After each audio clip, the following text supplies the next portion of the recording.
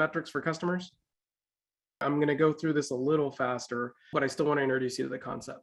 ROI is typically calculated like this. If you invest $100 in something and you sell it for 150, your return on investment is 50% or $50, right?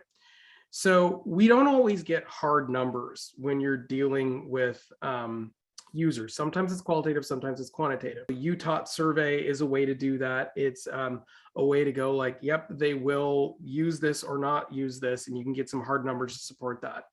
There's also another great tool called Net Promoter. It's rigid, but it's really handy.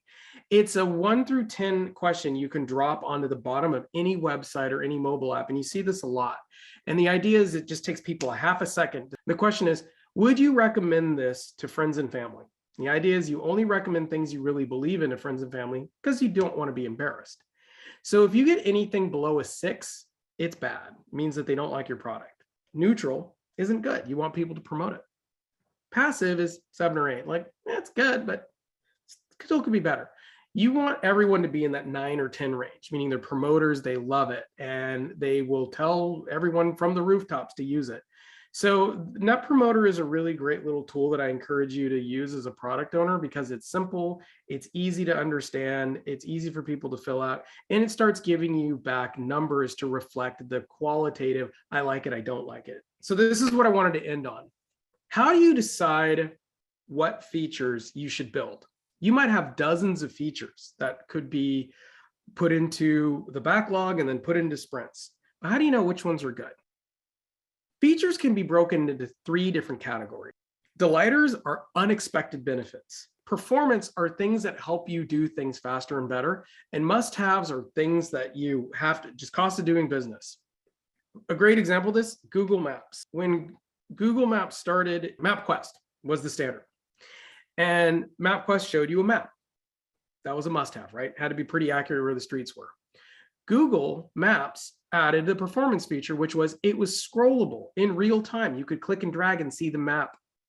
And then they added the unexpected benefit, turn-by-turn directions. Like what? That was amazing. What's interesting about it is delighters over time become performance and then become must-haves. So if you were to build a new map application now and it did not have real-time following you around, even though that was a delighter 10 years ago, no one would use your product because that's considered a must-have now.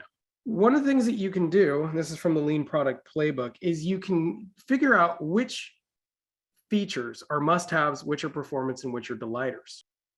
And if you're competing, if you're looking at competing products, whether it's your product or whether it's a choice between 2 different vendors that you might use a product, you want to be able to look at how many have the must-haves, how many of the performance measures, and how many delighters do they have. And you can assign values, bubble maps of this feature. Here's the amount of developer time it'll take to build that feature. And here's how much satisfaction it will drive. So you want things that'll take the least amount of time, but will drive a lot of satisfaction. D and E are great ideas here. A is a good idea, but it might take longer. So you might want to invest in something like B or C.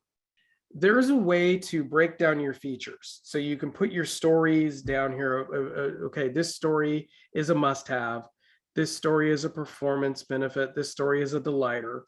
And you can categorize your different features in your backlog as must-haves, performance, and delighters. Not every story is going to make it in every release.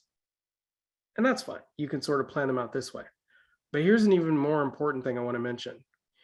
You don't want to release something that's only must-haves. The reason why is research shows that if you roll out a product that's all must-haves, people look at it once and go, great, it does everything I need. That's nice. And they don't have the excitement. They don't have the need to come back because it didn't make things faster and it didn't do the unexpected, delightful thing. It just did what I need.